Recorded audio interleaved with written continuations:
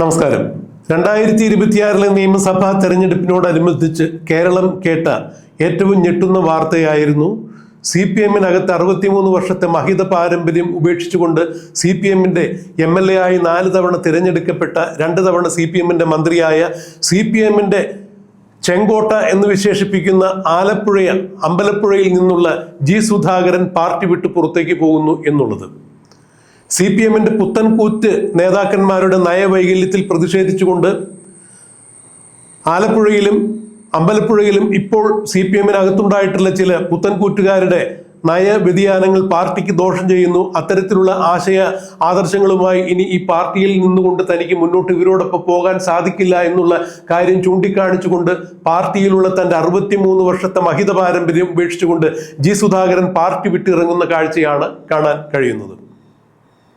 അതിനുശേഷം അദ്ദേഹം ജനകീയ സ്വതന്ത്രനായി നിന്നുകൊണ്ട് ആലപ്പുഴയിൽ പാർട്ടിയുടെ നിലവിലെ MLA ആയ H. സലാമിനെതിരെ CPM-ന്റെ സ്ഥാനാർത്ഥിയായ H. സലാമിനെതിരെ മത്സരിക്കുന്ന കാഴ്ചയാണ് കാണാൻ കഴിഞ്ഞത്. കോൺഗ്രസ് സുധാകരന് പിന്തുണ നൽകുന്ന കാഴ്ചയും കണ്ടു.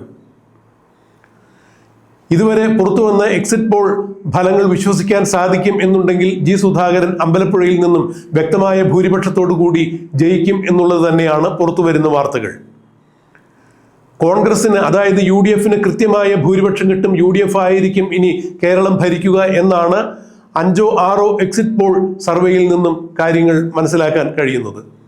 ആ സർവേകൾ വിശ്വസിക്കാൻ കഴിയും എന്നുണ്ടെങ്കിൽ തീർച്ചയായും UDF ആയിരിക്കും ഇനി കേരളത്തിൽ ഭരണത്തിൽ വരിക എന്നുള്ളത് തന്നെയാണ് പൊതുധാരണ.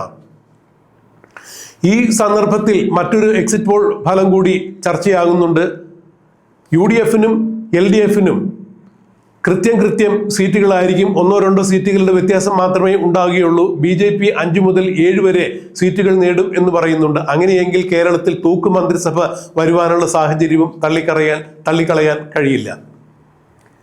ഇത്തരം വാർത്തകൾ പുറത്തു വരുമ്പോഴാണ് UDF മന്ത്രിസഭ രൂപീകരിക്കുന്നതിനുള്ള തിരക്കിട്ട ചർച്ചകൾ നടക്കുന്നു എന്നൊക്കെ പറയുന്നു. UDF-നകത്ത് മുഖ്യമന്ത്രി ആരായിരിക്കണം എന്നുള്ള തമ്മിലടിയും വാക്ക് തർക്കവും എല്ലാം മുറുകുന്നു എന്നൊക്കെയുള്ള വാർത്തകൾ പുറത്തു വരുമ്പോഴാണ് ഇപ്പോൾ അതിനെയെല്ലാം കവച്ചു വയ്ക്കുന്ന രീതിയിൽ ഞെട്ടുന്ന മറ്റൊരു വാർത്ത കൂടി പുറത്തു വരുന്നത്. G. സുധാകരൻ ഇന്നലെ EV ശ്രീധരൻ അനുസ്മരണ സമ്മേളനത്തിൽ പങ്കെടുത്തുകൊണ്ട് സംസാരിക്കുമ്പോഴാണ് കേരളത്തെ ഞെട്ടിക്കുന്ന തരത്തിൽ ഇത്തരം ഒരു വാർത്ത പുറത്തുവിട്ടത്. ഞാനിപ്പോഴും CPM വിട്ടിട്ടില്ല, പാർട്ടിയിൽ ഞാൻ അംഗത്വം പുതുക്കിയില്ല എന്നുള്ളത് മാത്രമാണ് ഉള്ളൂ, അല്ലാതെ ഞാൻ CPM എന്ന പാർട്ടി ഉപേക്ഷിച്ചില്ല, CPM എന്ന പാർട്ടി വിട്ട് ഞാൻ പുറത്തു വന്നിട്ടില്ല എന്നാണ് സുധാകരൻ പറയുന്നത്. ഇത് അക്ഷരാർത്ഥത്തിൽ UDF-നെയും കോൺഗ്രസിനെയും ഞെട്ടിക്കുന്ന കാര്യം തന്നെയാണ്. സുധാകരൻ ഇത്തരത്തിൽ ഒരു പ്രസ്താവന നടത്തുമ്പോൾ ആ വേദിയിൽ കോൺഗ്രസിന്റെ സമന്നത നേതാവായ രമേശ് ചെന്നിത്തലയും ഉണ്ടായിരുന്നു എന്നുള്ളതാണ് ഏറ്റവും എടുത്തു പറയേണ്ട വസ്തുത. താനിപ്പോഴും പാർട്ടി വിട്ടിട്ടില്ല. പാർട്ടിയിൽ ഉണ്ടായ ചില പുത്തൻകൂറ്റ് നേതാക്കന്മാരുടെ നയവ്യതിയാനങ്ങൾ ചൂണ്ടിക്കാണിച്ചുകൊണ്ട് താൻ അവരോട് എതിർപ്പ് പ്രഖ്യാപിച്ചുകൊണ്ട് പുറത്തു വരികയായിരുന്നു. കമ്മ്യൂണിസം നിലനിൽക്കണം എന്നുള്ള ആഗ്രഹത്തോടു കൂടി പാർട്ടിയെ തിരുത്തുക എന്നുള്ള ഉദ്ദേശത്തോടു കൂടിയാണ് താൻ പുറത്തു വന്ന് ജനകീയ സ്വതന്ത്രനായി മത്സരിച്ചത് എന്നാണ് G. സുധാകരൻ പറയുന്നത്. അങ്ങനെയെങ്കിൽ അമ്പലപ്പുഴയിൽ CPM എന്ന പാർട്ടി നിർത്തിയ നിലവിലെ MLA കൂടിയായ CPM സ്ഥാനാർത്ഥിക്കെതിരെ മത്സരിച്ച G. സുധാകരൻ ഇനിയും CPM-ലേക്ക് തിരിച്ചു വരുവാനുള്ള ഒരു തന്ത്രമാണോ അല്ലെങ്കിൽ ഏതെങ്കിലും തരത്തിലുള്ള സമ്മർദ്ദ തന്ത്രമാണോ പയറ്റുന്നത് എന്നുള്ളതാണ് രാഷ്ട്രീയ നിരീക്ഷകർ ചൂണ്ടിക്കാണിക്കുന്നത്. കോൺഗ്രസിന് വ്യക്തമായ ലീഡ് കിട്ടും, UDF മന്ത്രിസഭ ഉണ്ടാക്കും എന്നുള്ള വാർത്ത പുറത്തു വരുമ്പോൾ അവിടെയും G. സുധാകരന്റെ സമ്മർദ്ദ തന്ത്രമാണോ ഇതിലൂടെ സുധാകരൻ പയറ്റുന്നത് എന്നാണ് ആലോചിക്കേണ്ടിയിരിക്കുന്നത്. അതായത് കോൺഗ്രസ് അത്ര എളുപ്പം വിളിച്ചു കഴിഞ്ഞാൽ കൂടെ പോരുന്ന ആളല്ല G. സുധാകരൻ എന്നുള്ളത് കോൺഗ്രസിനും നല്ലതുപോലെ അറിയാം. എളുപ്പം വഴക്കിയെടുക്കാവുന്ന നേതാവല്ല G. സുധാകരൻ എന്നുള്ളത് കോൺഗ്രസിനറിയാം. UDF-ന് ഭരണം കിട്ടുകയാണെങ്കിൽ G. സുധാകരന്റെ നിലപാട് എന്തായിരിക്കും എന്നുള്ളത് എടുത്തു പറയേണ്ട വസ്തുത തന്നെയാണ്. കോൺഗ്രസിന് ഇപ്പോഴേ തന്നെ G. സുധാകരൻ തലവേദനയാകുന്ന രീതി തന്നെയാണ് ഇപ്പോൾ അദ്ദേഹത്തിന്റെ പ്രസ്താവനയായി പുറത്തു വന്നിരിക്കുന്നത്.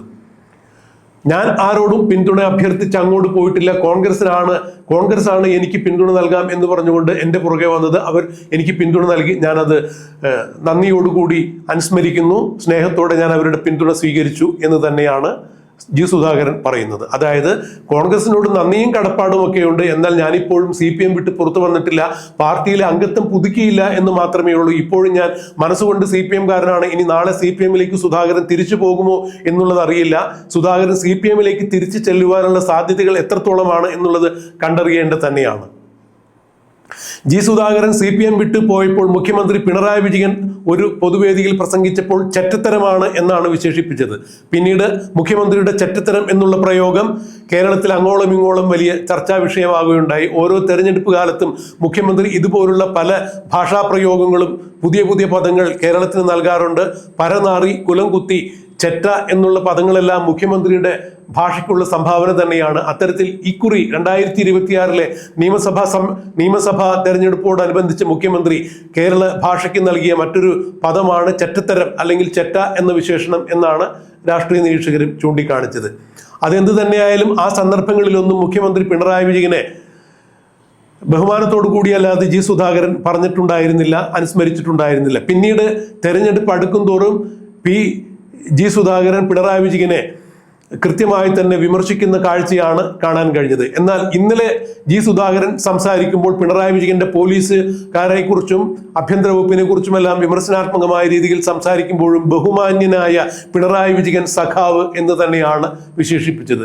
ഇതെല്ലാം കൂട്ടി വായിക്കുമ്പോൾ ജി സുധാകരൻ ചില കണക്കുകൂട്ടലുകൾ നടത്തിയിരിക്കുന്നു. ഒന്നുകിൽ സുധാകരൻ CPM-ലേക്ക് തിരിച്ചു പോകാൻ ഒരുങ്ങുന്നു, അല്ലെങ്കിൽ അതിന് പാർട്ടിയെ വഴക്കിയെടുക്കുവാൻ താൻ ഇപ്പോൾ മയപ്പെട്ടിരിക്കുന്നു എന്ന് പറയുന്നു. അല്ലെങ്കിൽ സുധാകരൻ മനസ്സിൽ കണ്ടതുപോലെ പാർട്ടിയോട് ഇടഞ്ഞ് പാർട്ടിയോട് മത്സരിച്ച് താൻ അമ്പലപ്പുഴയിൽ കേമൻ തന്നെയാണ്, ഒറ്റയ്ക്ക് മത്സരിച്ചാലും ജയിക്കാനുള്ള പ്രാപ്തി തനിക്കുണ്ട് എന്ന് കാണിക്കുവാൻ വേണ്ടി ജയം കൈവരിച്ചു കഴിഞ്ഞാൽ CPM-ൽ താൻ വീണ്ടും ഒറ്റക്കൊമ്പനായി മാറും എന്നുള്ള ചിന്തയാണോ എന്നൊന്നും അറിയില്ല. എന്തായാലും അതൊരു സമ്മർദ്ദ തന്ത്രം മാത്രമായി രാഷ്ട്രീയ നിരീക്ഷകർ ചൂണ്ടിക്കാണിക്കുന്നു. എന്നാൽ ഇപ്പുറത്ത് കോൺഗ്രസിന് മന്ത്രിസഭ കിട്ടുകയാണെങ്കിൽ, UDF-ന് മന്ത്രിസഭ കിട്ടുകയാണെങ്കിൽ സുധാകരൻ അവിടെയും കൃത്യമായ ഒരു വിലപേശലിനുള്ള ഒരു സമ്മർദ്ദ തന്ത്രമാണോ ഇപ്പോൾ പയറ്റിയിരിക്കുന്നത്? താൻ ഇപ്പോഴും CPM വിട്ടുപോയിട്ടില്ല എന്നുള്ള ചില സൂചന.